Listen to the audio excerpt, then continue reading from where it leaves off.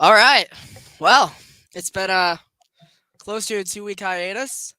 It's a new year here for everything in existence, including here on the Longball podcast. Blake Newsom, joined with Hayden, Mets Talk Hayden, of course, to bring you guys some more baseball knowledge. And yeah, how you doing tonight, man? And first of all, how was your New Year's festivities? Yeah, I'm doing pretty well. Good to be here. Obviously, we've had a couple good news stories break over the last 2 weeks. We took a little bit of, like you said, a hiatus, a little break. Enjoyed the Waiting for holiday, the hot stove. took care of things that needed to be done. I had a very good holiday. I went up to New York a little bit. So originally where I'm from, I'm currently living in Florida right now. I've been down here for about 2 years, almost three. So yeah, good to be back up in the old neck of the woods. Always enjoyable. Seeing all my old friends, family, all that stuff, my high school, middle school, elementary school, all that great stuff. So it brings back memories. Obviously, being in Mets land, I definitely miss that. Wearing my Mets hat and Mets clothing, and my Bills didn't really care about them over there, down there at least. But yeah. So obviously that's been phenomenal. But yeah, my New Year was great. Holiday was great, and we're diving into 2023. It's going to be an interesting year. I'm excited. And yeah, it's baseball time, LFGM. For sure. It's crazy to think the off season's already over halfway over. I think we talked about this. We're like, there's no lockout, no pandemic. World Series gets us into November. We get past Christmas, there's a lot of still free agents out there. And yeah, we get the NFL playoffs for the next month or Yeah. so, starting in 2 weeks. And past the Super Bowl, we got 2 weeks. And for the spring training watchers, it's already time to play ball. So yeah, shout out to Mitch, shout out to Gio for being in here. What up to K-Ron? What's up, guys? How you guys doing? Baseball has the shortest offseason. It definitely is starting to feel that way. I think I think it NBA. does I think because NBA might be the shortest, but football. Think about it. Football, say shortest February, season. March, April, May, June, July. I mean, that's you're talking 7 months. Well, for 95% of the league, it's September to December, and that's it. But Yeah, I mean, baseball is really just November, October, December, some weird. January, February, and spring training. So I mean, we're already more than halfway through the off season theoretically. Yeah, What you we said, are. it's just last off season you had the lockout, and I mean, it was just you Not a know. rough time. So now Not for me. it's exciting. It's great. It's awesome. So, as we said, speaking of the news, we'll start off with sticking within our NL East roots. Of course, Hayden being a Mets fan, me a Braves fan. We'll start off Gene Segura signing with the Marlins, a 2-year, $17 million deal. I really like this signing. I talked about it off air with you for a second. I really like this signing for the Miami Marlins. They're probably going to keep their shortstop, Miguel Rojas, till his retirement. They'll probably find some place for Gene Segura to play. I mean, you would think that Jazz Chisholm's probably going to be the second base guy. Maybe there's a way they try to move one of these guys to third. They're trying to maybe make a platoon situation with Joey Wendell and Segura in the DH spot. They'll figure it out. But I really do like this signing. I think he wasn't as bad as Phillies fans thought. Their lineup had just gotten a lot better than what his abilities had gotten to be at this point in his career. And yeah, I really do like this signing. He'll definitely have a couple big hits against both the Braves and the Mets this year. Hayden, what are your immediate thoughts on this signing? Yeah, I thought it was an interesting move. Like I said, it's not this crazy big deal that the Marlins are throwing out. Financially, you're not spending a crazy amount. I think it's a good move for them. I mean, we saw last offseason they took the approach and bringing in Jorge Soler and Avisal Garcia. Two, I don't want to call them veterans, but mid-experienced players to kind of coach that young core. I mean, they have such a young team.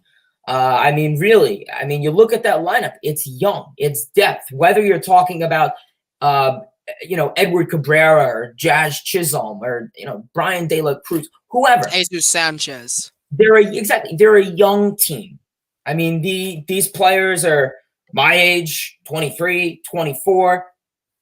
It's just absolutely crazy to think about. So bringing in and obviously Garcia and they didn't work out last year for them. They really just didn't provide any adequate numbers. Well, you hope Segura, mid-level experienced player. I mean, he spent time in Seattle. He spent time in Philly. He would have the ability to, I guess, kind of coach the youth. The Marlins are in a really unpredictable spot right now where they're not buying. I mean, the last two off seasons, I was told that they're going to spend. Who did they sign the last Yeah, two off? and They're that's kind of like signing mediocre to average players, and unfortunately, they are a terrible organization when it comes to their why they lost Jeter. and you think, I mean, obviously Derek Jeter left a couple, I think it was a year or two ago because allegedly they weren't spending, and I don't know if that was the real reason, but I forgot her name. It's like something Kim. Kim Wen. She's very intelligent, and I'll give them that. Their front office is intelligent when it comes to their farm, when it comes to the homegrown talent. But unfortunately, you can't always rely on homegrown talent. You need a mix. The Mets have a mix. The Braves have a mix. Not so much the Phillies. Yeah. Nationals or whatever. The Marlins need a mix. You need to bring in some veteran, experienced guys, and I think Segura could help that. Obviously, he's a second baseman, so is Chaz gonna move over? What are you gonna do with him? He's starting the season off. He's not fully healthy. DH a little bit, platoon. I don't know. We'll see how the Marlins handle that in spring training. But yeah, I think it was a good signing for them. I mean, I tipped the cap to them. For sure. I mean, a point you bring up, and it's kind of what Eric's talking about here in the chat. The Marlins are not the greatest organization at all. I mean, they bought, two rings for themselves in the 90s during an era where, it was just a cultural, easy decision for them to make. They beat the Yankees, I think, in one of their playoff runs. And I think it was the Twins in the other, if I'm not mistaken, during their 90s heyday. But man, when you look at this team, they're nothing but a punching bag to the rest of the National League East. I mean, I know the Nationals aren't having their greatest time as of right now, but they just won a couple of years ago, and during those years, they beat up on the Marlins. Same with the Mets. Now with the Braves. The Phillies, I know, have a little bit of trouble with them down there, but they never have losing records against those guys. So I just don't understand their philosophy where, yeah, they're holding on to all these prospects, but not all of them are panning out. Some of them that are not going to make major league rosters, trade them at their peak value and bring in guys to help. Like, we've talked about this team as they very well could be a 500 team this year, not having to play the Braves, Mets, and Phillies 60 times a season. That should definitely benefit their odds, on winning 80 or so games. But man, as you said, like they tried bringing in Jorge Soler and Alvisel Garcia last year. They weren't the right guys at all. They missed on Nick Castellanos. They kind of flirted with the Yasiel Puig idea. None of that came to be. It was really that shortened pandemic seasons where they tried bringing in veterans like Jesus Aguilar, Garrett Cooper to benefit. At that time was Brian Anderson was supposed to be the star. Brian Anderson's gone. Just blink of an eye. His peak and valleys have already surpassed us in the last couple of years. Aguilar got DFA'd. I didn't think they brought back Garrett Cooper, Corey Dickerson. Like, all these guys just haven't been the right molds. It'll be interesting to see. I thought they might be in a guy like Yuli Gurriel, and I guess they could possibly still do that.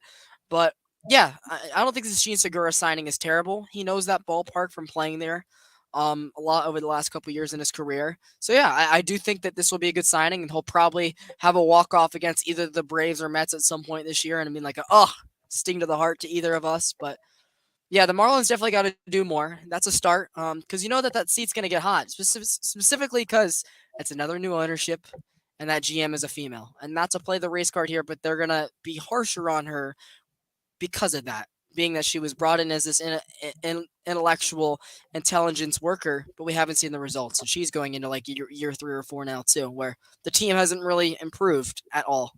But yeah, that's for Gene Segura. We'll talk about your guy here for a second. Going out to the Bay Area, they whiff on Conforto. Spoiler. They whiff on Judge. They whiff on Correa, but they do go get the former Mr. Met, Michael Conforto, 2 years, $36 million. I'll let you have the floor for this one. Yeah, Michael Conforto going to the Giants was a little bit of a move. I don't want to say I expected it, but I also don't want to say I didn't expect it. Being completely honest, I think the Giants were very upset that they had 2 lull moments this offseason. I mean, yes, you effed up on Aaron Judge, you effed up on Carlos Correa, and then the Giants were a laughingstock. Don't get me wrong, even prior, they did have a decent offseason.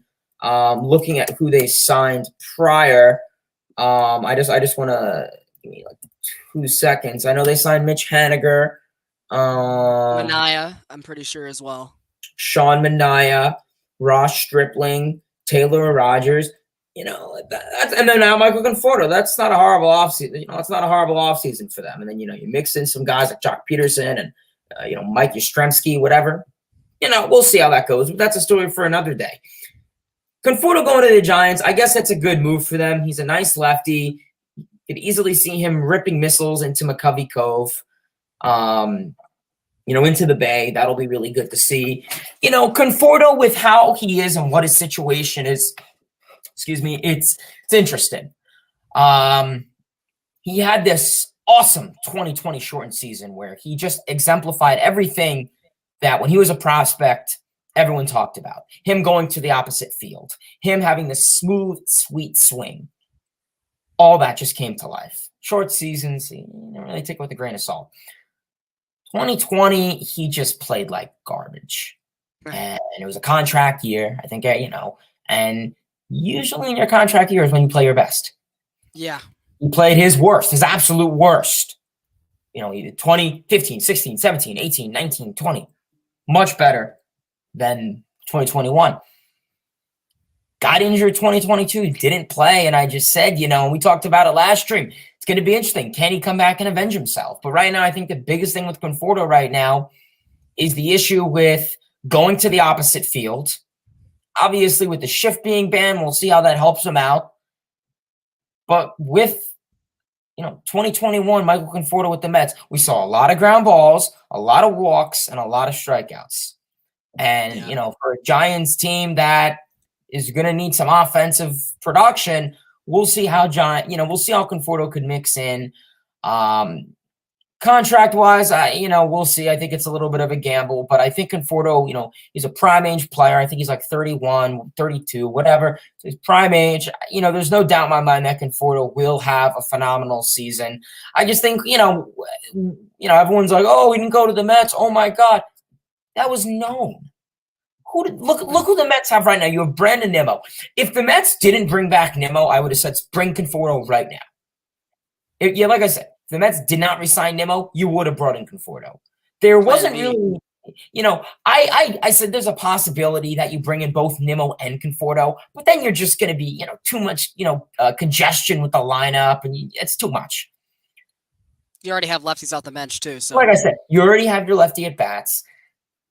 Let Conforto play, and if Conforto went to the Mets or whatever, he would have not played the outfield. And he's a great defender. He's a Gold Glove caliber player, and there's no doubt in my mind that he's going to win a Gold Glove in San Francisco or wherever. He's a phenomenal defensive player.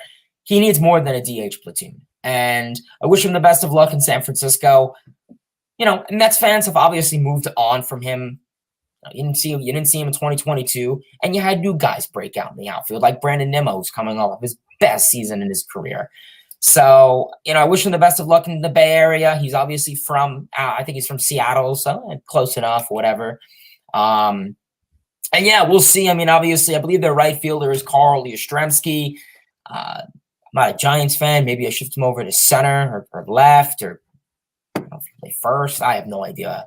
So, I mean, Giants fan, or if you're doing that, Blake, if you want to search, maybe you put, I mean, he's a right fielder. I mean, you're not going to put him in center. So, yeah, I think it's a good move for San Francisco. I mean, didn't get Judge. Conforto was obviously the next on the market.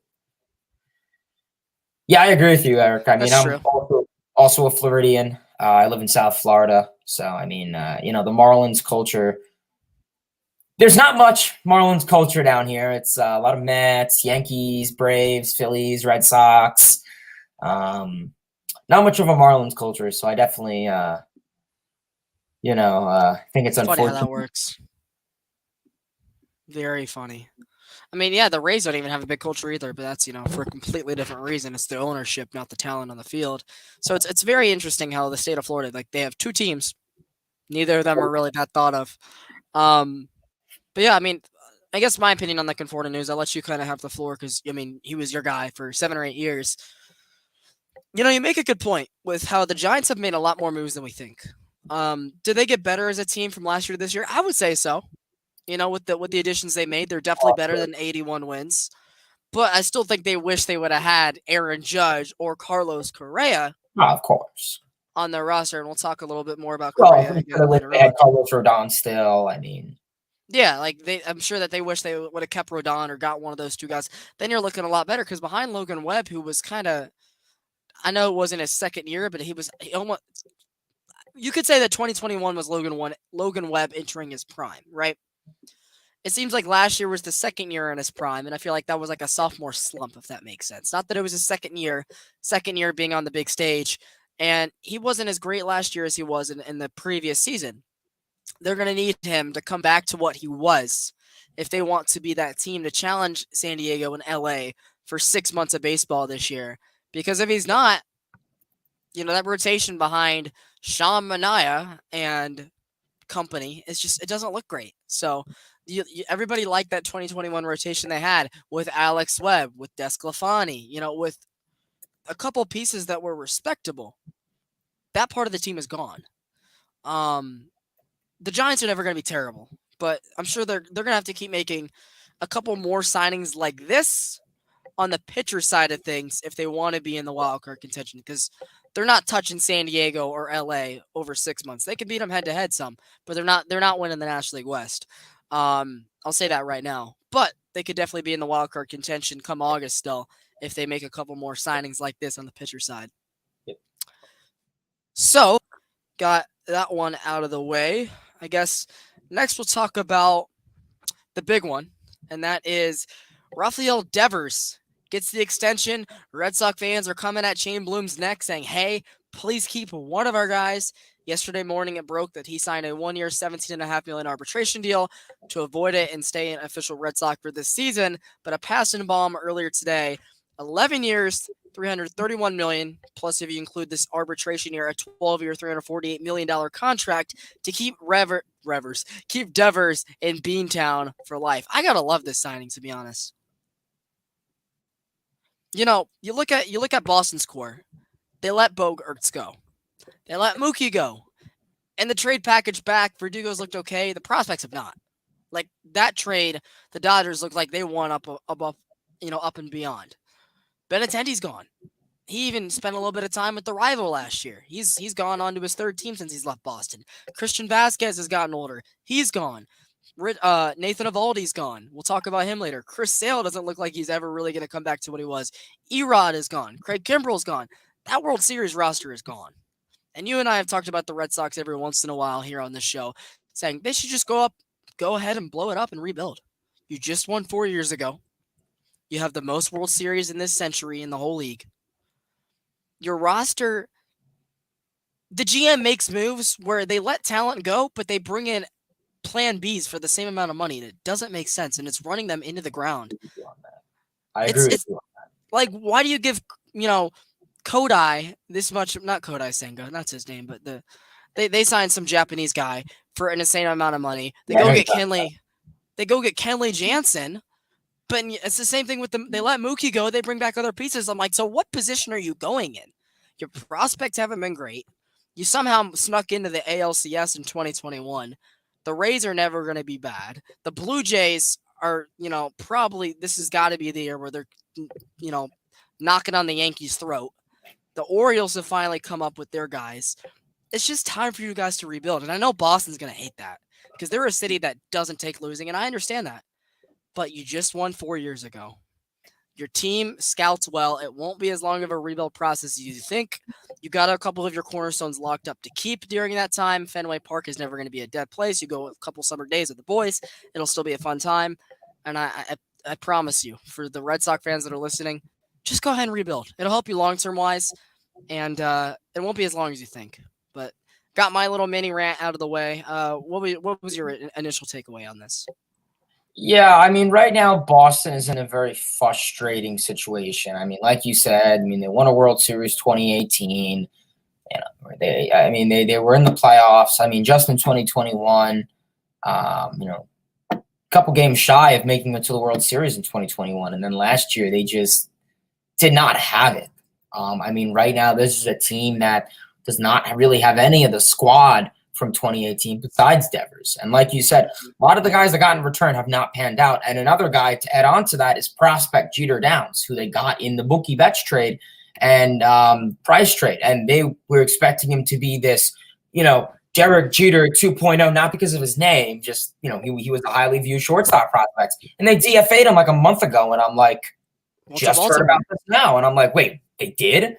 And then they're like, and apparently online. And so I was like, wow. Pretty sure we covered it. Didn't he go to Baltimore with Frenchie? Did we? Okay, yeah, maybe he did then. But yeah, right now, Chaim Bloom and the Red Sox, I mean, you had to have kept Devers. I mean, if you lost Devers, I think a lot of Red Sox fans would have just said, let's just throw in the towel. Here's the white flag. Because you need a leader on a team. And I think with Boston right now, with that team, it's tough. I mean, they're in a division where the Yankees are only getting better. The Blue Jays are only getting better. The Orioles are probably going to be in a wild card contention next year. And the Rays are somehow always relevant. Right now, makes sense for them to blow it up. And the Red Sox are looking like the fifth place team. Once again, I think they finished in fifth last year. And they were only 10 games or so under 500. So that really says a lot because there's really no other division out there where it's like that. Boston, I mean, I get it. I mean, looking at your rotation right now, it's rough. Obviously, I know. Is Chris Sale ever going to be healthy again? I mean, he hasn't pitched really to his dominance since like 2019? I mean, even if he is, you can't expect him to be that guy anymore, though. Like he's just probably a 2 or 3 in a rotation at this point, unfortunately. Yeah, it's unfortunate, and I agree with you. I think the Red Sox are always going out for these Plan B guys. I get it. They really do have a lot of young guys. Christian Arroyo, Tristan Casas, if you say his name, he's young, 20, 21, 22, something like that. Red Sox fans are really hoping that he could just go on this big surge next season. Jaron Duran, Rob Refsnyder. Otherwise, I guess you're hoping a guy like Trevor Story could really get back. But in terms of Rafael Devers, I think if you're a Red Sox fan, this is obviously a great move. You're keeping your last, huge all-star homegrown talent player from that World Series roster back in 2018, and he's a good player.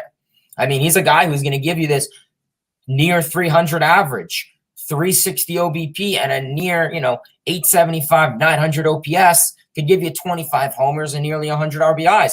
How could you not like that? How many other third basemen could do that in the league? Okay, yeah, you have Machado, you have Arenado, you have Correa. Great. My guy, Austin Riley's getting there. Yeah, no, Riley too. Yeah, I'm not going to frag. Yeah, Austin Riley is also in that category.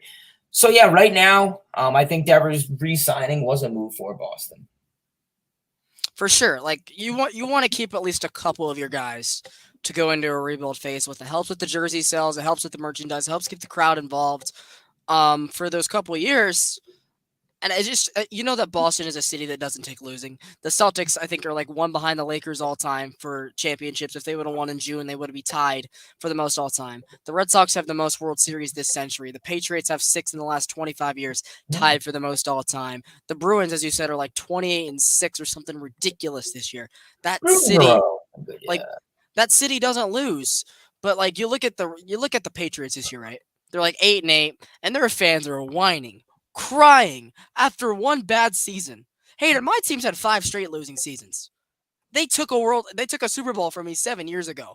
I don't want to hear any of that brat stuff, being that they have 2 failed defensive coordinators coaching Mac Jones on the offensive side of the ball.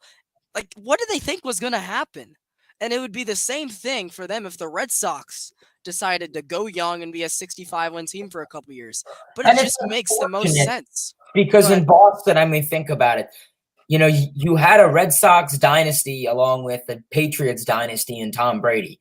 Brady left, 2020? And that's kind of when the Red Sox, And you had the big left. 3 in Boston as well, with Garnett, with all those, Paul Pierce. So, like, they've never been bad. The Bruins have made, like, 3 cups the last 15 years. So, it's just not a bad sports. Boston sports. Celtics are doing good. Bruins are doing good. Patriots, I guess, mid. We'll see what happens this upcoming week. And then, obviously, you got the Red Sox, and like you said, Pittsburgh fans. Boston's the same way. Definitely, different attitude, big time.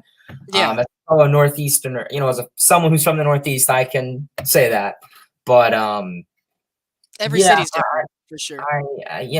I respect them, and even though I'm a Mets fan, so I kind of have an alliance with the Red Sox. I would like them to be good. I really would. I think they're a team that deserves it. Oh, for sure. Um, so that's I think that's really the only. It also helps Heim Bloom not get his seat hot too fast because yeah, it was looking like he was not And get the thrown guy he out. was in Tampa. Yeah, that's for sure. That people were starting to get very angry, and I understand it. So we'll pivot here to two former Red Sox finding new homes. You get the old man. He's like Tom Brady's age, but not Tom Brady ability wise. Rich Hill. Oh, first of all, hold on. Before we get to that, Scott had a question in the comments. He said, "Which MLB team has the best throwback uniforms?" Hmm. Uh, I mean, the can we like Phillies baby blue's got to be up there. can we like Google a picture of some old unis maybe?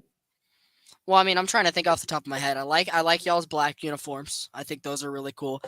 I know they're not really officially throwback because you've brought them back into the mix, but I'll count them as that. I like the Phillies baby blue.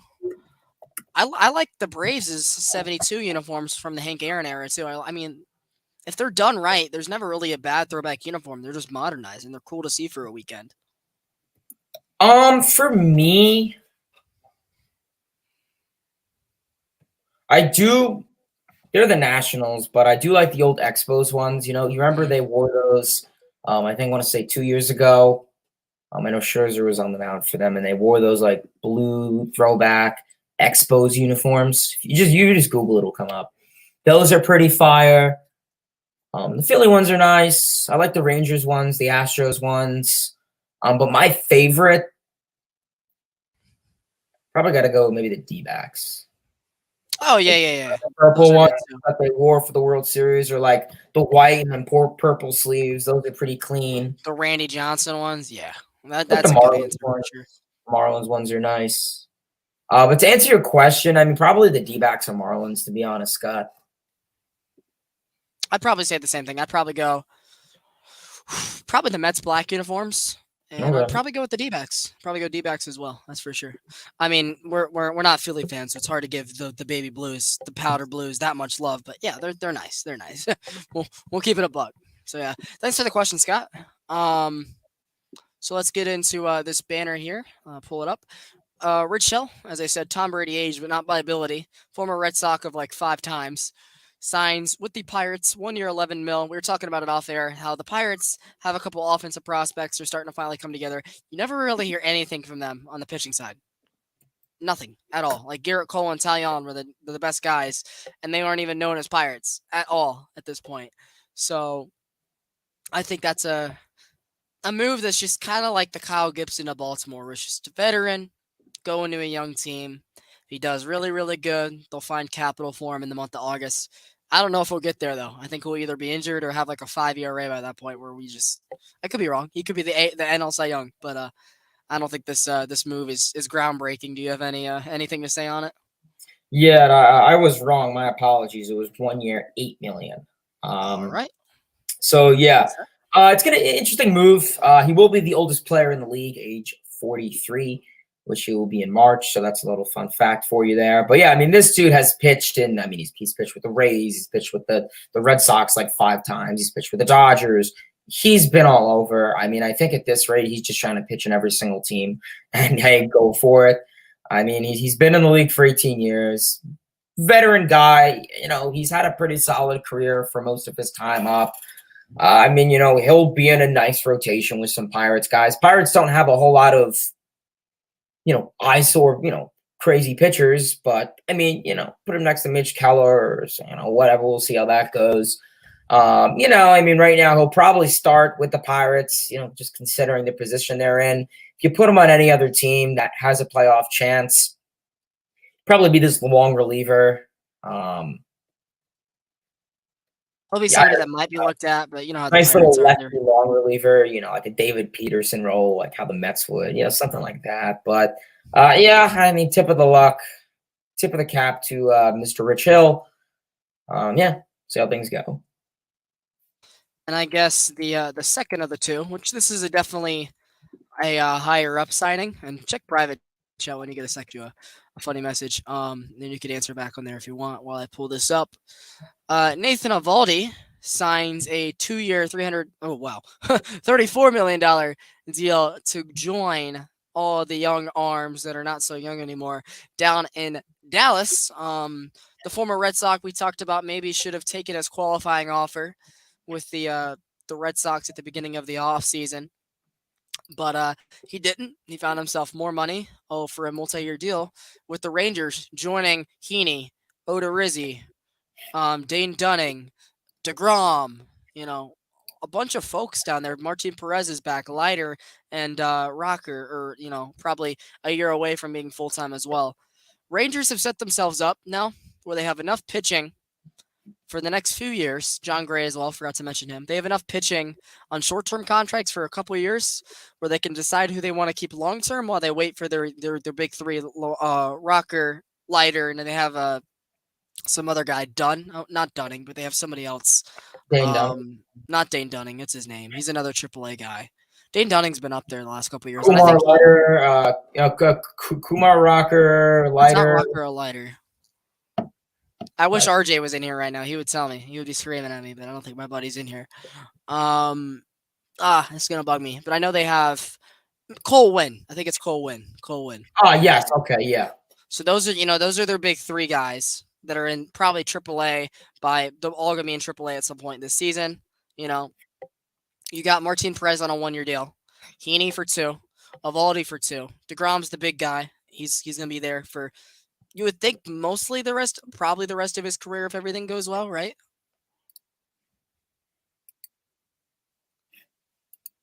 And it looks like Jake Odorizzi will probably go to long relief role. I don't understand, in all the graphics I see about the rotation, why Jake Odorizzi is in over Dane Dunning. Dane Dunning's like 6 years younger, and he has a lot better stuff than what Jake Odorizzi currently has. I saw it a lot last year, and I think Astros fans will tell the Rangers fans the same thing, that he is just not that great of a pitcher, point blank. So for the people the graphics department, if y'all are watching, don't put Jake Odorizzi in over Dane Dunning. Give the man some credit. John Gray, you got Heaney, Avaldi, DeGrom. Like, the rotation got really good really fast. And as I said, the guys they don't want to keep long-term, after these short-term deals end, you got Winn, you got Leiter, and you got Rocker. The Rangers are building something. They still got a great farm system, and they're adding money to it. As you said, they got the supporting pieces already locked up. They're just waiting for the rest of the talent to show up. I really think they're going to be the Baltimore Orioles this year, where they're going to be like, whoa, they're good now. And probably get really close to the wild card. Don't know if they'll sneak in, but they'll definitely be 6-7 seed type of team. So it's tough that they gotta battle the Mike Trout Angels. They got the Mariners and the Astros, debatably the two best teams in the American League in their division. Robert Manfred joins the chat. He says, who will win the AL West? Astros. I'll definitely say. I mean, Astros probably by 10 games. I think it simply has to be the Astros. I mean, right now, Mr. Manfred, I think right now, just looking at it, it's an Astros-Mariners kind of chase. I think the Astros are the team really to beat. I mean, you just look at that lineup. You look at the talent. I mean, their morale is high. They proved, we don't need, cheating. Screw y'all. We could win. And they did it. They redeemed everything. Astros, they have the morale. They have the high ground. They have the talent. Just overall, every aspect of the team, they're a better team in the AL Central. I think the Mariners are the second-place team. I think they have a good team assembled around them with the young guys, Julio Rodriguez, George Kirby, yada, yada, yada. They have a good team, the Mariners, too. Maybe, could it be like this, Mets, Braves, 2022, Giants, Dodgers, 2021 thing? Maybe. We'll see. You never know. It could be this 2-3 game difference. Maybe. We'll see. The Mariners have to beat the Astros, and obviously they play them a lot less, so that could definitely benefit them. We saw that was an issue for them last season, so that could be a benefit to them. But I think, I don't really think the Angels are I think they're a 4th-place team, along with the Athletics 5th-place team. Rangers, we're talking about them. I think probably a 3rd-place team still. I think they have a lot of holes to finish. Pitching-wise, I think they're great. If DeGrom stays healthy, that'll be good for them. If not, Rangers are going to have to scope out other stuff. They have young talent, great young talent. Offensively, pitching wise, in the farm, AAA, A ball, whatever. Offensively is where you're gonna have to work a little bit. You're definitely gonna have to improve that team offensively. But Nathan Eovaldi, I think it's a solid deal. I was actually wanting the Mets to pursue him, way before, the offseason kind of really got into full effect. And I think it's a solid deal. I mean, he came off of a phenomenal season in Boston. His last 2 years is what really, I think, got him this contract with the Rangers. Taking a look, he had his stats. They definitely inflated in a good way, obviously. And he's not this, he's underrated. He's not this crazy strikeout highlight guy, but he gets outs. He's a heavy ground ball machine who doesn't throw a whole lot of strikeouts. And, maybe that'll be good for the Rangers. I mean, last season, he had 20 games, ERA at 3.87, whip of 1.23, 103 strikeouts. Not horrible. We'll see how he could go down in the deep south of Texas. Unfortunate news here on the hockey front. Team Canada defeats Team USA in the World Cup of Hockey. Is that what's going on right now? That's unfortunate. It looks like it was 3-3, and Canada challenged a goal, and they got it overturned, and that was the final score. So that sucks. Hey, we got him in the Olympics, so that's all I care about. That was pretty funny. Shout out to my boy Ice Tray Forever joining in from one of our Twitter chats. Good to hear from you, man. But yeah, speaking on the Rangers offense, which you kind of brought up, I mean, the prospects are better there, major league wise, than pitchers at this point. Nate Lowe broke out last year. You got Semien and Seager locking up the middle infield for a long time. Josh Young is kind of the guy they're hoping breaks out at the third base position this year. They still got Mitch Garver for one more year to DH. They got Sam Huff and Jonah Heim behind the plate. They're trying to decide who's going to be that better guy for an everyday catcher role long term. And it looks like it's going to be Jonah Heim. It looks like he's better with defense and it has a better pop with the bat. Adolis Garcia is going to be 30 years old this year, but is only his third year in the league, so he's a lot younger on the tread of the tires than what people think. Leody Taveras, who looks a lot like Adolis Garcia, that dude's a dog. Like, that guy, I really like Leody Taveras. He looks like a ball player, for sure. So yeah, I mean, the team isn't terrible. They let Cole Calhoun walk, I'm pretty sure. But yeah, the team doesn't look bad at all. Like, this team should be, if healthy, over 500 and in the position the Orioles were last year, where they could get in, might not have the experience as the team yet, but they're going to be a team that's fun for the Rangers to watch in September. And hey, if Dak Prescott breaks his hand in September like he did again this year, it means that the Rangers will keep him company until October rolls around down in Dallas. So funny way to put that one. I always like incorporating the other sports teams into takes for some reason, but yeah. See what else we got going on. We talked about Eovaldi. We talked about Rich Hill, Conforto, Segura, Wade Miley. We talked about in a previous show how Brad Boxberger went from the Brewers to the Cubs. A delayed trade in effect right now. You got Wade Miley going to the Brewers in free agency, a 1 year, $4.5 million deal. The Cubs decided to keep Smiley, and they said, Wade Miley, you can get lost up north for about an hour and a half and suit yourself. So interesting deal there. Probably will work out pretty well for the Brewers, in my opinion, though. It seems to always be that way. What do you think? Yeah, I think it's a low-risk move. Not horrible. I mean, obviously, you look at that Brewers rotation right now, and it's in pretty good shape. Corbin Burns, Brandon Woodruff, Freddie Peralta, Wade Miley, maybe that fourth, fifth starter. Not a bad team. They're a team that relies heavily on pitching, limited offensively, so get as much pitching as you can. How old is Wade Miley? He is 33. That's my guess. 33 is my guess. 36. I was going to say, 33. He would have been younger than I thought. 36. Makes sense. I mean, he hasn't really been this crazy elite star that anyone's imagined. 2022, he really did have a good year in Chicago. So, skipping some time around the Central, the Reds, he had that, no-hitter and, pitched really well. Then went to the Cubs, he's with the Brewers. So, yeah, I mean, I think it's a good move for the Brewers right now. I really do.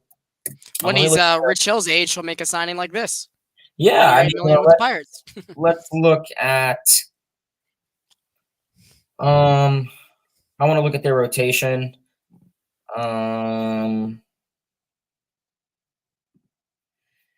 Let me look at their rotation. Hold up. But yeah, I mean, as I'm looking at, I think it's a decent signing. I mean, as long as he could stay healthy. I know he had a couple injuries, the last 2 years. So if he could stay healthy, I mean, he can make that Brewers rotation into a 6 or 7 arm rotation for the most part.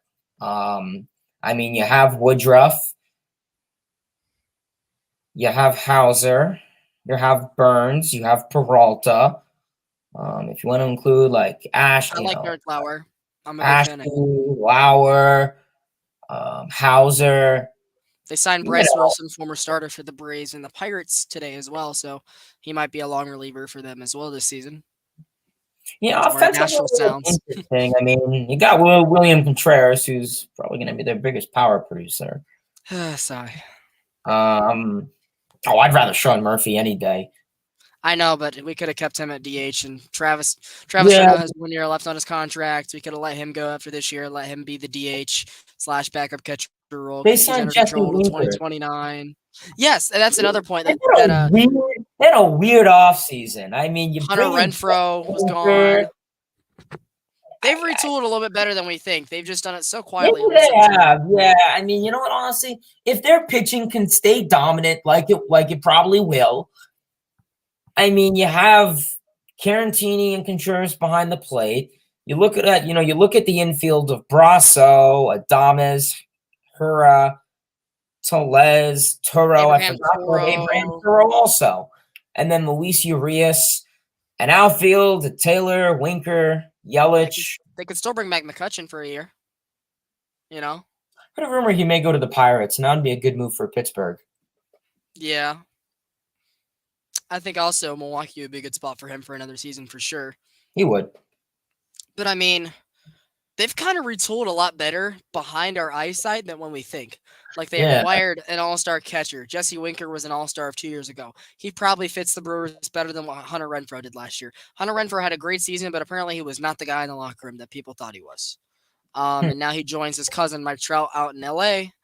So we'll see how that goes for him.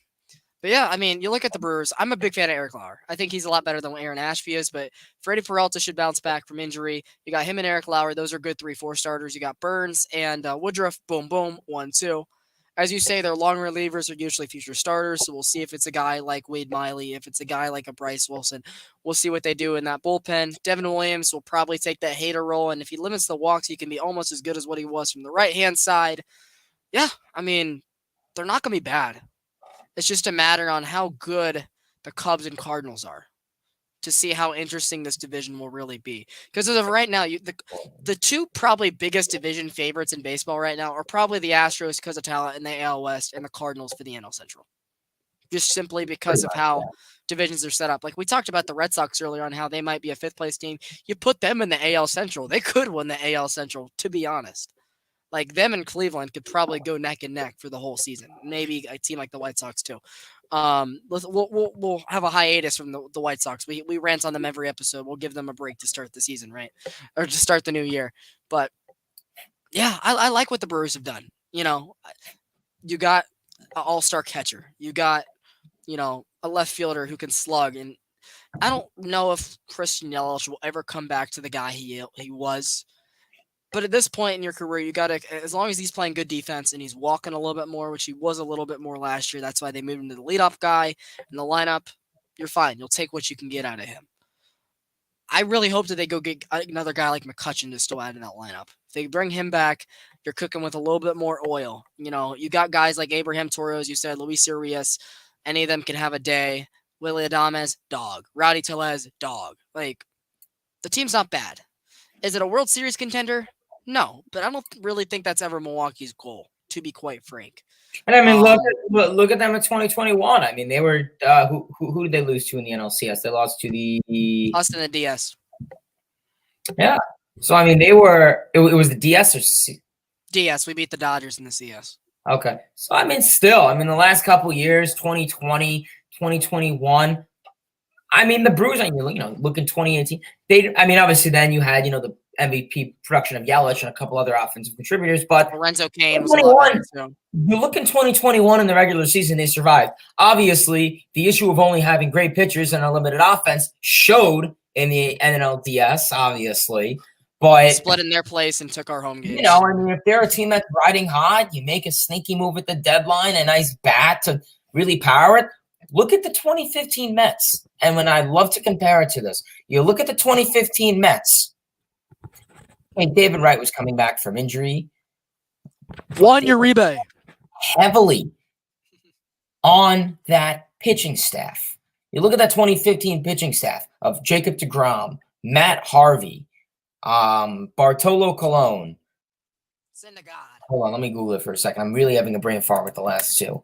Jacob deGrom. You had Matt Harvey. You had Steven Matz, who came in for a little bit.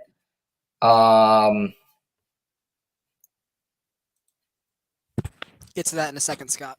Here's a question about your I need to get this out of the way for my clarity. Give me a second. Yeah, so obviously Matt Harvey, Bartolo Colon, Jacob deGrom, Steven Matz. I mean, Zach Wheeler was coming back from Tommy John, but if you want to include him. So, I mean, you know, they were a team that relied heavily on pitching, like the Brewers. And then they didn't really have a huge offense. I mean, offensively, you looked at this 2015 Mets team.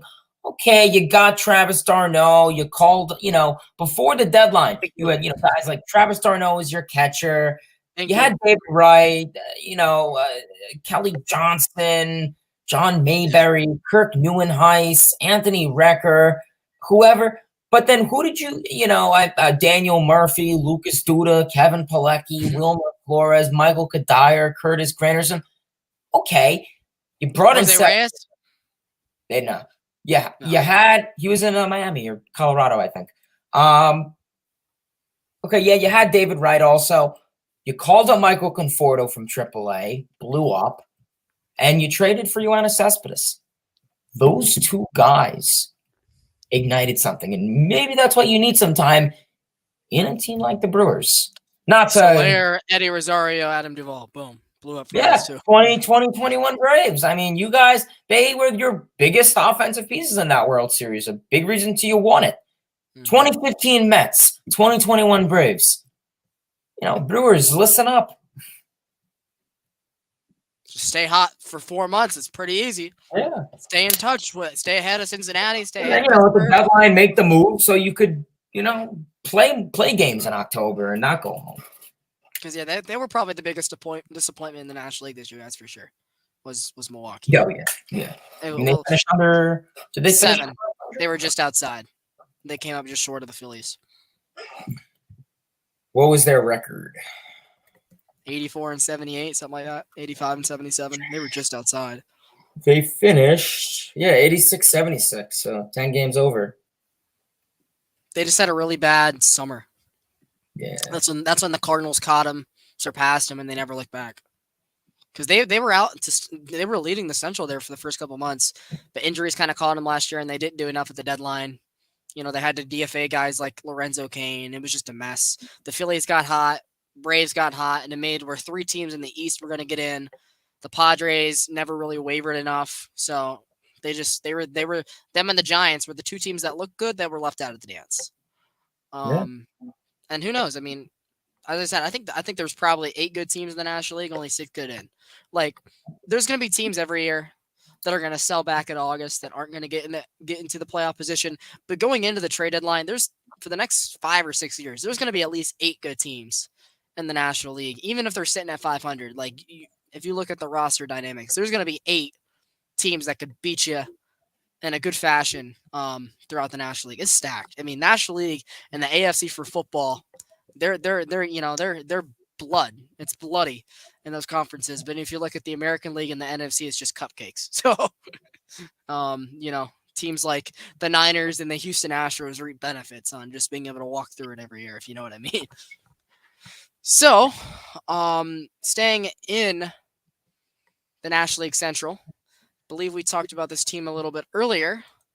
Eric Hosmer, the former big San Diego Padre contract. It's weird to see what his career's turned out to. A 1-year, $720,000 deal yesterday or today with the Chicago Cubs.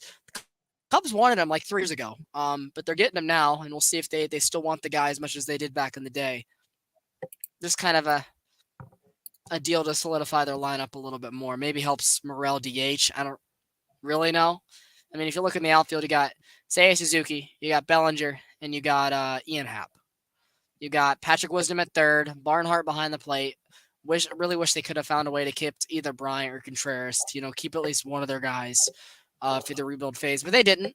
They got my guy Dansby at short. Nico Horner and Madrigal are kind of platooning.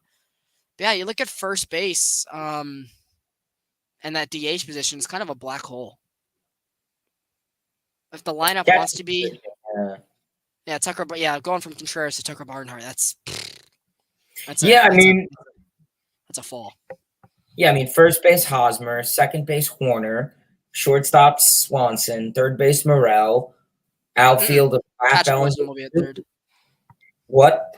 I think Patrick Wisdom's gonna be at third. I'd probably say DH. Really? Yeah, I guess they could flip him because I saw Morel at DH for another line.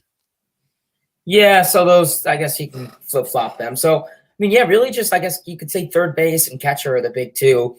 So, I mean, Hosmer going to the Cubs, decent move. I mean, he's, obviously not what he was, 4 or 5 years ago. I mean, ground ball percentage is through the roofs. Defensively, his value's gone down. So, maybe he'll benefit with no shift. We'll see. Yeah, we'll see. Obviously, taking into consideration the shift. Decent. What is he? He's a lefty, right? So, I mean, there's always that to be enjoyable of.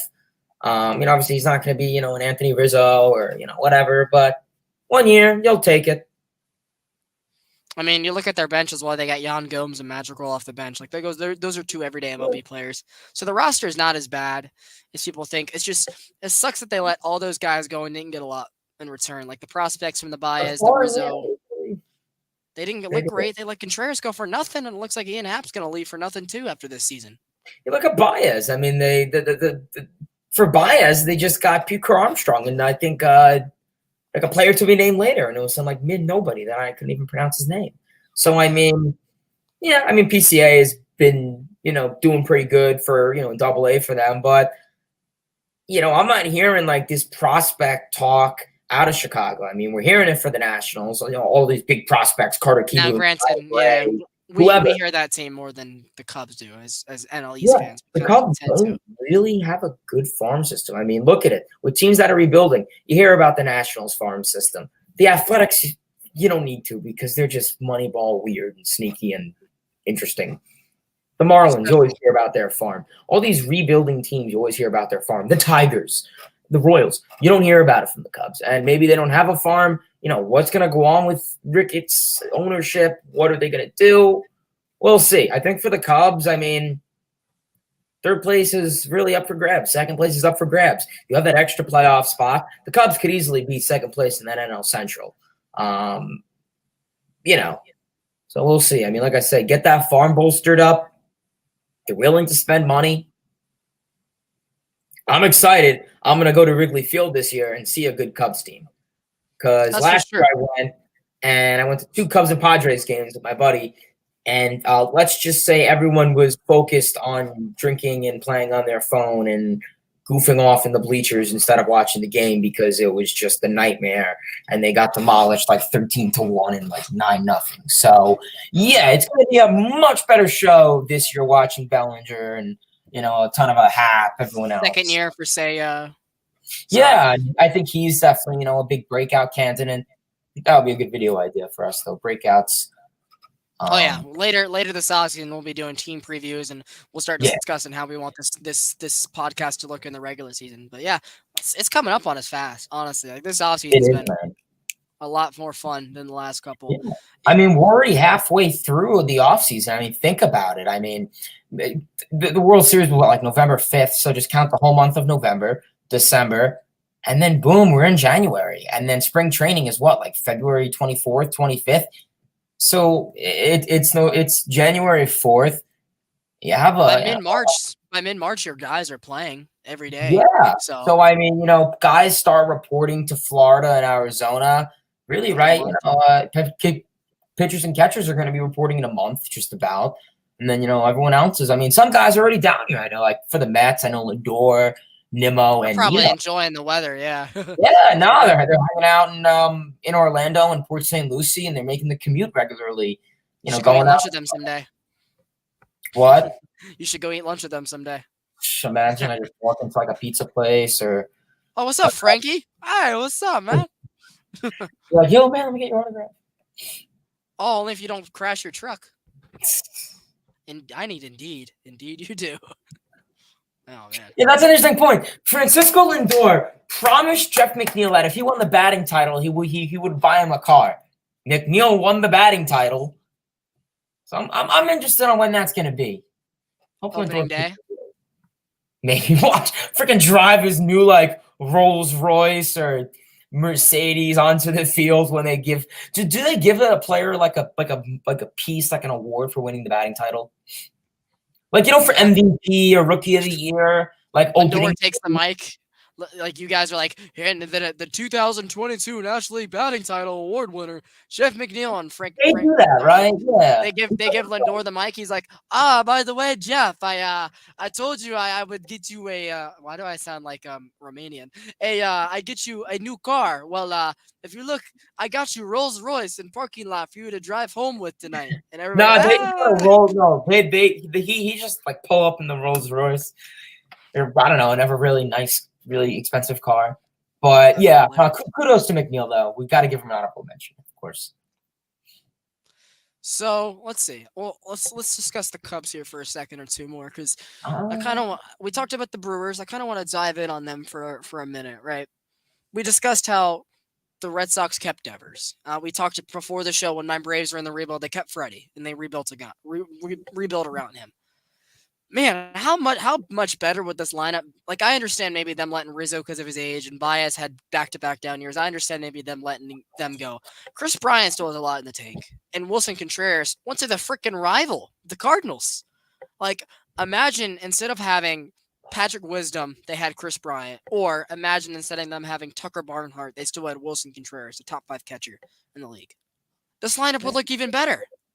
Like, Tucker Barnhart was really good in Cincinnati in a platoon role. I don't think he'll be great for them this year. I think Yan Gomes might start for them more than what we think.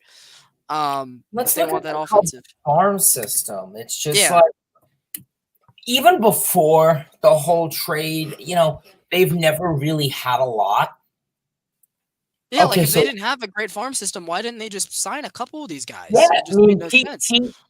Pete Crow Armstrong, PCA, Pete Crow Armstrong is their number one prospect, and he's in high A. He's 20 years old.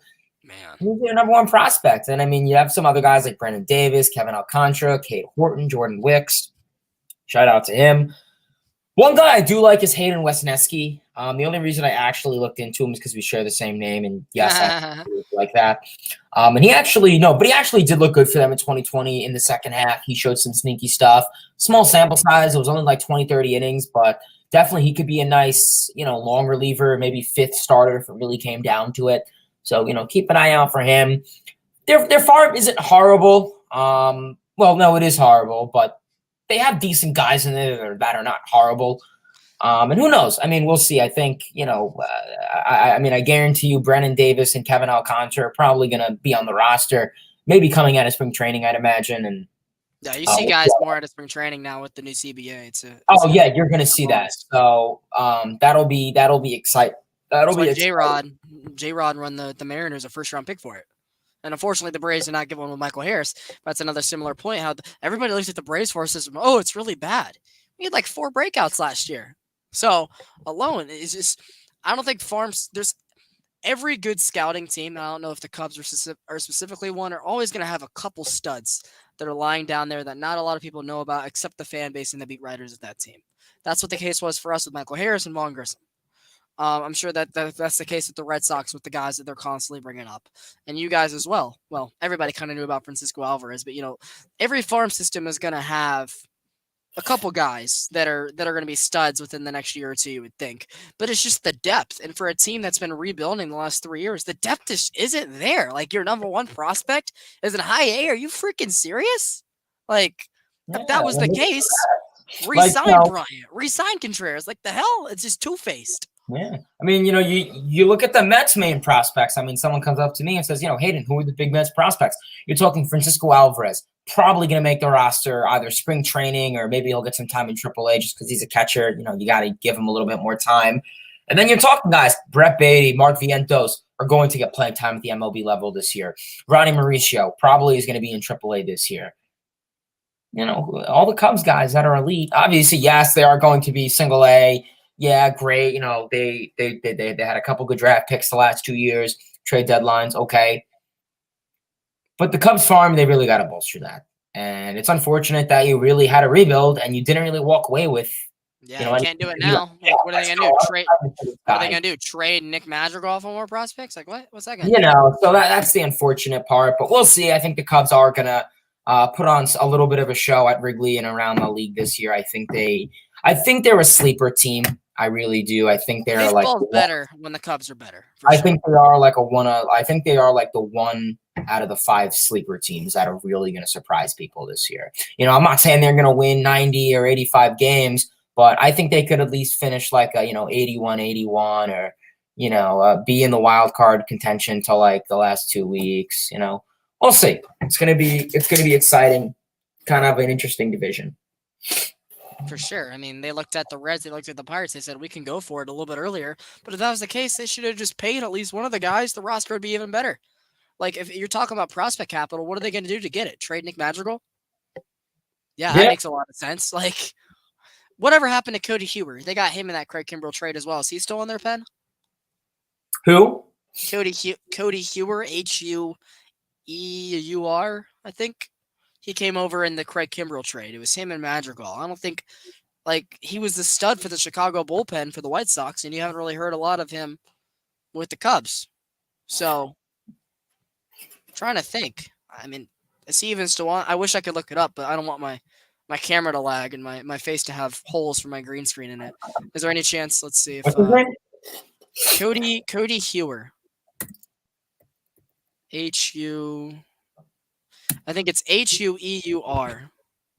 Yeah, he's still with the Cubs, I think. He's 26, so he's basically... he is with the Whites. Oh, no, he's with the Cubs now, yeah. Yeah, he was in the Nick Madrigal, Craig Kimbrell trade. Let's see. I gotta look how he was doing. 2021. Oh, that's someone else. Okay. Let's see. It looks like he didn't even... Pitched, he might have had Tommy John last year. He didn't play. He doesn't have any stats from last year. He's a big dude. That's a guy to look forward to, Cody Hueur. That's a guy that they need to look good this year for sure. I mean, he's got good stuff. Career 3.5 ERA, a WHIP of 1 point, basically 2. 91 innings, 81 strikeouts. He's a hard throwing righty. That's what I've heard every time I saw him in Chicago. I mean, it looks like he's projected this year to have like a under 4 ERA, 30 plus innings of work, give up a couple homers, strike out 30 guys. First year back from Tommy John in a new city, or not a new city, new team. He's just a guy that needs to look good for them next year so they can keep long-term and kind of stable and solidify that bullpen a little bit more. Because, yeah, I guess contending teams, the bullpen is usually the last piece that they put together. You get your prospects, you get your supporting pieces, and then you add your fifth starters, you add your fourth outfielders, you add your middle relievers. But he's a reliever that I think the Cubs are probably high on keeping for a while. But he's got to show promise coming off his Tommy John next year that he looks good. So that's going to be not a red flag, but that's going to be like a key to look at if the Cubs want to have that 85-win season that you're talking about. They're going to need a good year out of guys like Cody Hueur and Nick Madrigal to show that they at least won a trade. Because the Craig Kimbrell one looks like it was a loss for both sides at this point. I mean, he did nothing with the White Sox. Is now left, two different teams, the Phillies and the Dodgers. Madrigal has lost his starting spot with the Cubs, and Cody Hueur has not pitched a single inning on the north side of Chicago yet. Oh, I lied. He pitched in looks like he pitched in close to 30 innings with them at the end of 2021, and he had an ERA of like 3.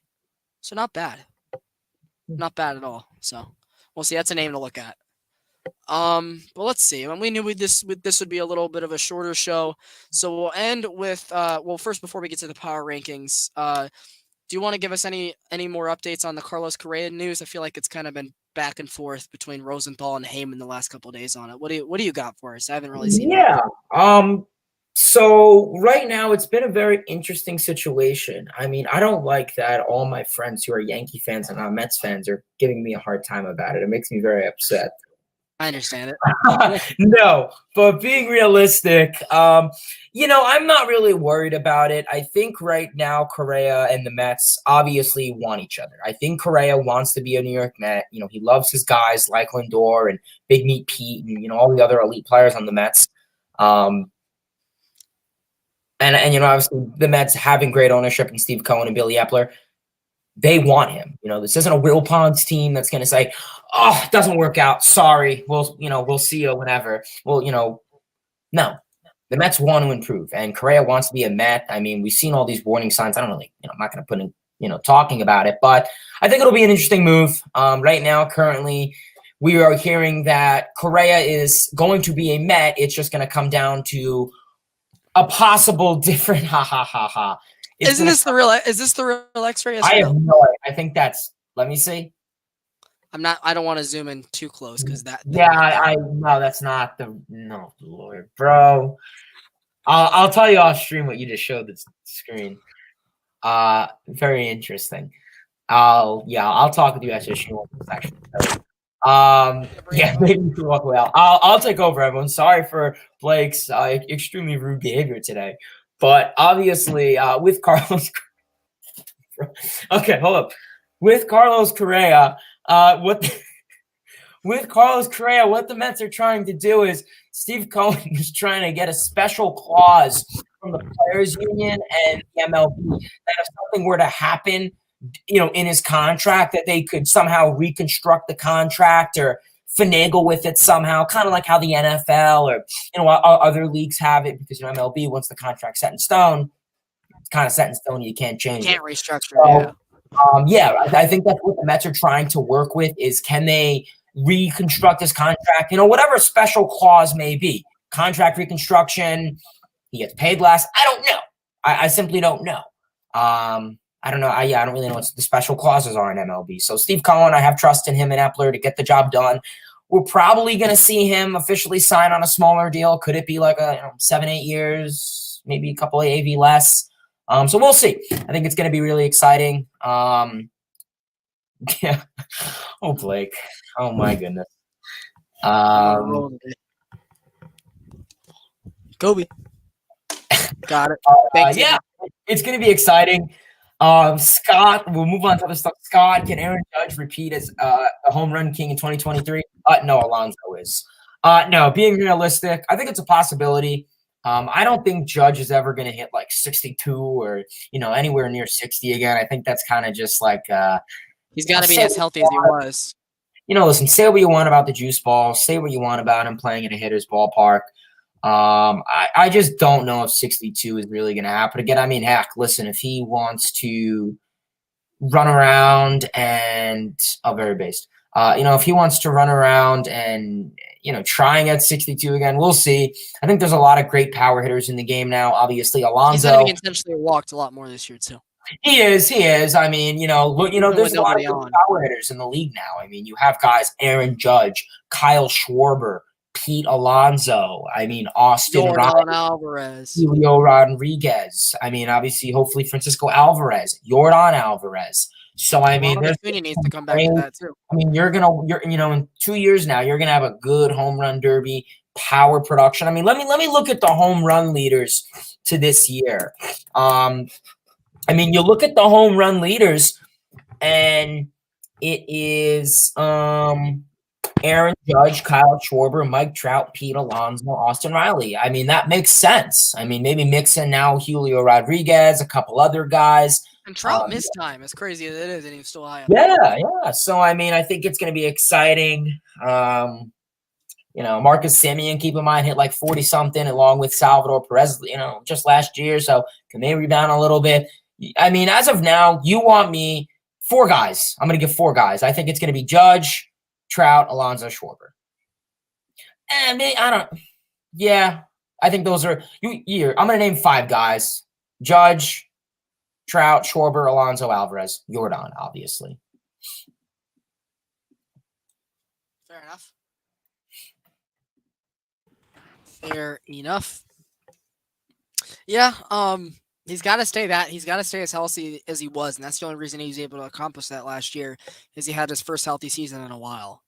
Um, I mean, you got to think he's going to have at least a couple more seasons when he hits over 50, but I don't know if he's going to be able. I mean, who knows? He could hit 68 next year, and we could look stupid. But there were so many parts of the season last year where he was doing it all for the Yankees. Like, I guarantee you, there's going to be a big game where Carry there's that.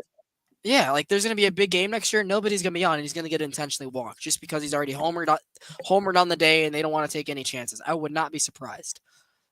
So Yeah, I mean, Judge right now, I mean, he really carried that team last year, and I think it came to the point where he he was the won't. reason they still made the playoffs. He's the reason they Yeah, didn't lose I the mean, East. essentially, they were struggling for the most part throughout half the season. I mean, they were, getting close to playing this 500 ball at, halfway through the season. So, obviously, some new offensive contributors are going to be big.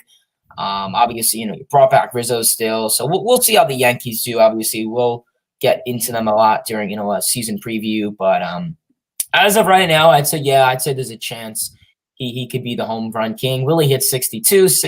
We'll see. I don't know if he'll 62. Maybe he'll hit, 45, 50. Yeah, I could say about if he's healthy, he'll probably hit over 50, in my opinion. So, I guess to wrap up the Correa thoughts real quick. So, do you think like 100% he will be a New York Met? I would bet money on it. I do. I don't really anticipate many teams swooping in. He's like, crap, I should just stay with Minnesota, man. Well, no, I mean, think about it. Teams like the Dodgers and Padres, they're not, obviously they're out of the picture.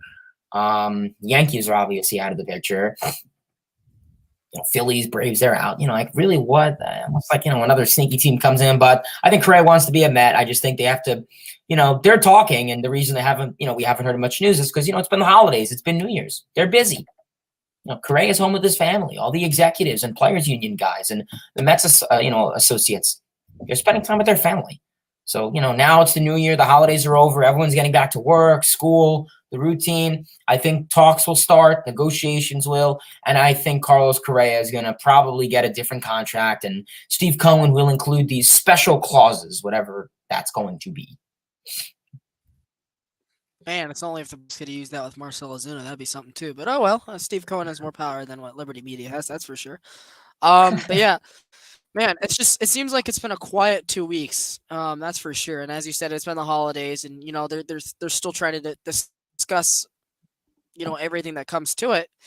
But it's just really interesting to me how he went from being 2 hours away from being a San Francisco Giant officially to all of a sudden overnight, John Heyman drops a bomb and says Carlos Correa is a Met, and it turned out to be true.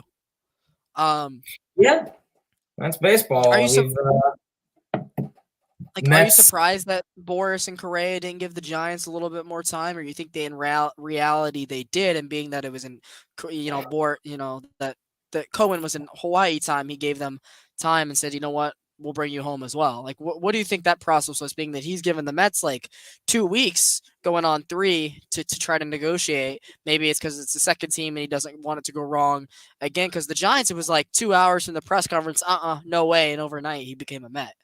Yeah, I mean, I really don't. I mean, I didn't even know why the Giants deal never even went through with him.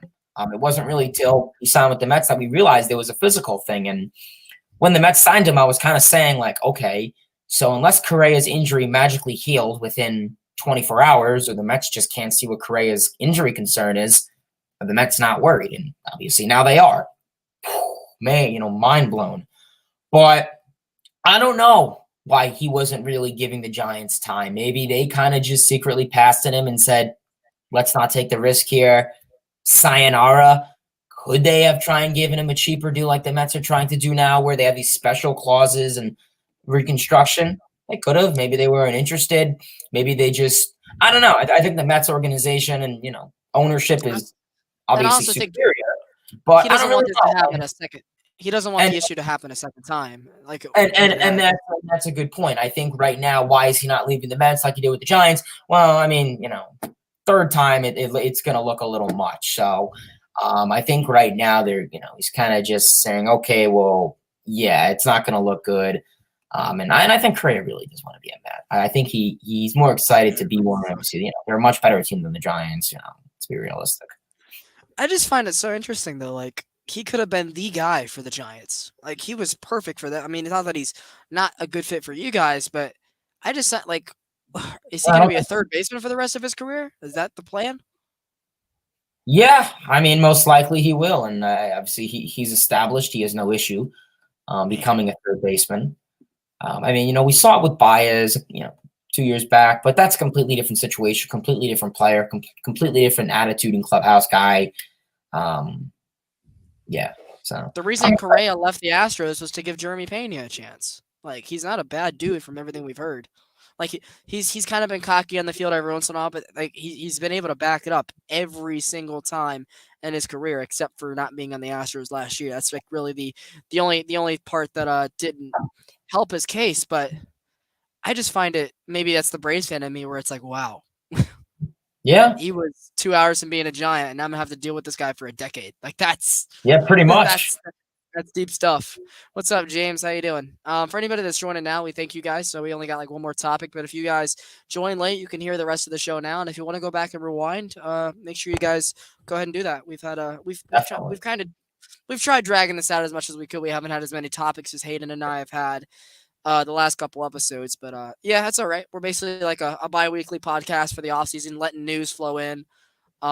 Maybe we'll start doing some like 30-minute team division previews and a month or so, and go from there.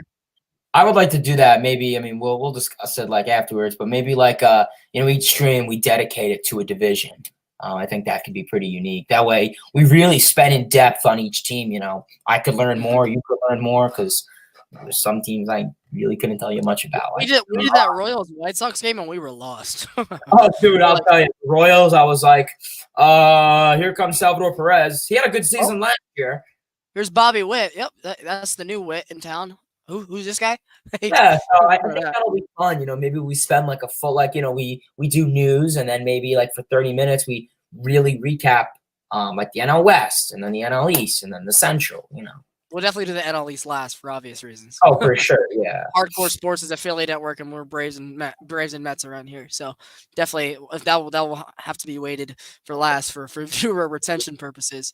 But yeah, I don't know if you have the power rankings that we were talking about before the show. Do you know where I can find it as well? Which ones were you talking about? MLB's power rankings, or which? MLB had them. You could probably find them on Instagram, honestly. Just the top 10. I mean, you don't really have to. If you want me to pull them up? Sure, I think I got them too. The from right, yeah, we'll do the top 10. I mean, there's really no need going over 30 through 11. I don't want NFL. I want MLB. It was the first one of 2023, so I just figured, hey, you know what? I mean, obviously, there's going to be a lot more moves to happen. Why not just take a look and see where they're at? If you'd like me to, I can say them off. I'll do the top 10. So number 1, MLB power. So the first power rankings. Start with 10. Start with 10. Okay. Go from the bottom. So the first round of power rankings for the MLB are already out. And obviously, for 2023, they're already out. Much. So much, because it's not like any more moves are going to happen, or we've seen any talent play, or any breakout. Power rankings on paper. Paper is what happens. Paper is what determines. Pretty much. I mean, these you always got to take with a grain of salt. But right now, they have the Tampa Bay Rays number 10, 86 and 76. Toronto Blue Jays 9, 92 and 70. Coming in at 8, Seattle Mariners 90 and 72. Coming in at 7, the Dodgers. Wow. 111 and 51. Wow. Coming in at 6, the Phillies, 87 and 75. So I think that's the same record as last year, just about. Coming in at number 5, the New York Yankees, 99 and 63. I think the same record as last year. I think I'm using last year's records. Coming in at number 4, the San Diego Padres, 89 and 73. Yeah. Coming in at number 3. Coming in at 3, the Atlanta Braves, 101-61. Coming in at number 2, the New York Mets, 101-61 also. What? And then the Houston Astros at number 1. I don't know if those. Those are last year's records. Okay. So the win-loss was from last year.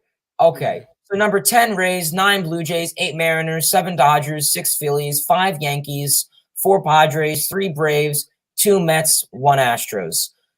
So essentially, the records were from last year. They were just giving them off as a feedback. They have the worst team being the Oakland Athletics. Makes sense. That's tough.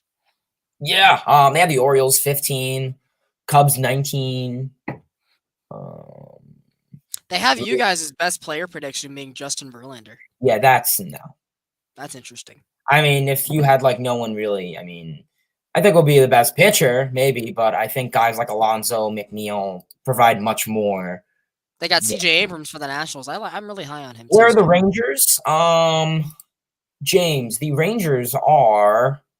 I only see 13. Top 10. They're 13, so they're squashed between the Guardians and the Brewers. So, yeah. Would you mind telling us 14 or 15 through 10, so we have like the rest of the playoff picture?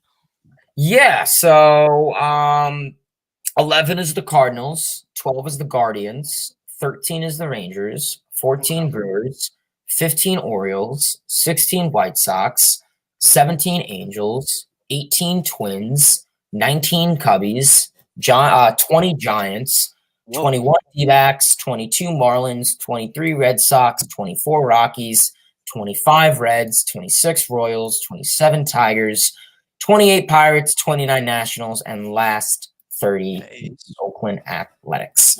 So, yeah, I mean, obviously you have to take those with a grain of salt. We'll see how accurate they are. But, yeah, I mean, the top 10 is really what people focus on. And we'll see. I mean, I think right now, we'll see what the Dodgers are in for. They got a lot of work to do. I mean, if the season started today, they're in, I don't want to say trouble, but, I mean, maybe they wouldn't win 100 games or so. But, yeah. I would change some things. But, yeah, it makes sense. Yeah, I mean, I'll say it like this. They have the Mets over the Braves, right? I'll tell you, this is true. Oh, by the one. Braves. Yeah, well, the Braves have won the East the last 5 years. Guess how many of those years the experts predicted the Braves to win the East out of those 5? I want to say none. 0. Yeah. 18 was the Nationals. 19 was the Phillies offseason. Everybody thought they'd be better. 2020, for some reason, they didn't have us. I don't know why. Maybe they thought because we start slow every year that we wouldn't catch up. I think with the Nationals also. And then 2021, everybody looked at you guys because you guys had the flashy offseason and we didn't. And same thing with 2022. Like every year, the last 5, and I get New Yorkers are some of the insiders, and that definitely pleads the case of why the Yankees and the Mets, even when they're not as good as they are every year, they always have that big talk name to them because it's a big market. But yeah, the last 5 years we have been predicted to win the East by experts and by Vegas 0 times. And that's why at this point, us Braves fans, we don't care about what the media says. Garbage, never actually. Yeah, like we don't care about what the media says. We don't care about what Vegas says. We just go out there. We know our team at this point, and we just play ball. And there's a reason that we talk trash to all you Mets fans, not saying that you were one, but during the whole summer when you guys were up 9 games saying, hey, this isn't over because we know our team and we know that we have the will to win. So, yeah, for every power ranking that has the Braves low or us 3rd or 4th in the division, I'll keep it a buck. Like I'll say, like there's a possibility the Braves could finish 3rd this year if they start slow because they got too many good teams ahead of them now and less division games to catch up with. But yeah, I just for teams that say that because this team signed X and this team signed Y and the Braves didn't sign Z. I'm trusting Alex Anthopoulos. I'm trusting what Brian Snicker has put out there, and we've got a winning formula. Like we're set up like the Cardinals. We're at worst we're going to be like 85 and 75. But we have a potential to be an 100-win team every other year. So yeah. I love it, to say the least. As my favorite sport being baseball, I love that the team with most stability in this town is the Braves. Now, granted, the Hawks and Falcons are poo-poo. Let's put it that way. But I do love that. I know the Braves are going to be a great product for every year for at least the next decade. That's for sure. But, yeah, I mean, Astros at 1 makes sense. They bred it. Their core is all there. Even some guys like their bench and their sixth inning middle relievers and their long relievers, they're all Houston guys. And the supporting pieces have all been great. The guys they've claimed from waivers and the Jose Abreu type signings. Like that team is just 26 dogs that'll go to war with you every night. Then they got the National League East sprinkled in there. The Dodgers won't be bad. Like we've talked about it before. They had a quiet offseason, but over 162 games. They're not going to be a bad team. They could still win the NLS very easily. So I don't know if they'll beat the Padres by 20 games. Nobody thought they would last year either. So we'll never know. But yeah, Blue Jays at 9. Man, they gotta. Their guys are entering their prime. The Blue Jays are a team that I could rant on here in a future episode, saying that they got to push the pedal to the metal. It's time that they get going and win a division crown or do something at least, because they haven't done much in this era yet, have they? Mariners, flashy, yep. Phillies, if they didn't put them there, the whole comment section would be Phillies fans saying, "We just won the National League. We just signed so and so." So they had to do that to please them. But they are a good team, in all honesty. Yeah. Yankees, Padres. I mean, the Yankees might have the best rotation in baseball if Montes and Severino stay healthy for sure. So. Yep. See, James says, "I love watching the Braves. I'm not gonna lie. I became a fan after the 2021 postseason." Yeah, I'm gonna have to give you the bandwagon pass for sure. I've been watching since 10, but they are so fun to watch. I don't care. Yep, that makes sense. Love how AA runs the front office. Yeah, our Hayden and I's teams have completely different philosophy. That's for sure. That's completely the truth. But yeah, we're nearing the 90-minute mark. I don't think we have much left to say. I think we did a pretty good job dragging this out tonight. We surpassed over 20 people live in the chat. So let's give ourselves a little clap, a little pat on the back for that one. That was the highest viewed stream we've had yet, and it's the most the least amount of news we've had. So power of sharing it definitely helps a little bit. But yeah, we thank you guys. Make sure you guys subscribe to the Hardcore Sports Network. If you are new, subscribe to Hayden's channel at Mets Hayden, Mets Talk with Hayden. Follow him on Twitter at Mets Hayden. Follow me on Twitter. Subscribe to my channel here at Blake Newsom if you're watching off my platform. And yeah, hit us up on the Twitter. We'll talk baseball or sports with you at any time. And yeah, we appreciate you guys' support. And we'll see you guys within the next week or two. We're really just depending on the hot stove, whenever Hayden and I go back to school here soon, so it might be a little bit more busy. But if there's news, we'll be on in the next week. If not, it'll be within the next 2 weeks. But we appreciate you guys hanging out with us tonight. We hope that you guys had a happy holidays and a good New Year. And you know what? Baseball is getting sooner, boys. So you guys have a good night. Hey, Hayden, any last words for the viewers? Yeah, no, obviously, thank you guys for joining. Blake and I obviously have a blast doing these streams. It's really fun to just sit here and talk baseball, Mets, Braves, whatever baseball team you really want. So yeah, obviously our chemistry's gotten better. Yeah, so obviously everyone, thank you for tuning into the stream. Obviously, follow me on Twitter, Mets Hayden, my YouTube channel, Mets Talk with Hayden. I know it says Mets Talk, but I really talk all baseball on my streams every now and then. So yeah, definitely hook me up. Obviously Blake as well. Super exciting. Baseball season is be here before you know it. It's really crazy to think about how quickly it's going to go by. I'm going to be at spring training, no doubt, this year. I'm going to go to at least a couple spring training facilities with some of my friends. So obviously the Mets probably going to go to the Tigers. And Marlins, I know, are not far from y'all with the Cardinals and Jupiter. I'm going to the Mets for sure. May go to the Marlins and Cardinals and Jupiter. I may go to Lakeland and see the Tigers, and I may go to the Clearwater, Tampa to see the Yankees. We'll see. I mean, that's what the schedule is. Who's available, I guess. Yeah, it's going to be exciting. All right. Well, we'll see you guys, and have a good night. Don't take any crap from anybody.